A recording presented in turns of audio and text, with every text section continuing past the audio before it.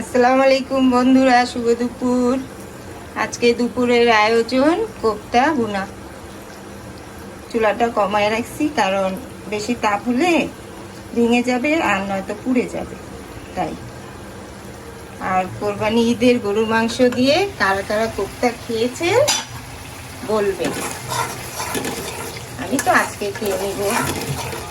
আর ভুনা করবো, এখানে পেঁয়াজ মশলা সব দিয়ে দিয়েছি।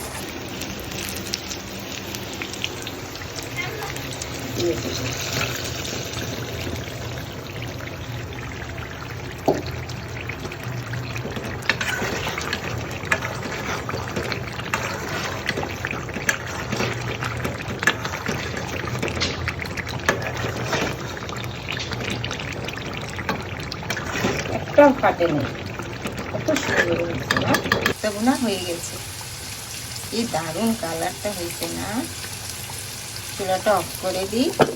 আর সাথে পটল ভাজা।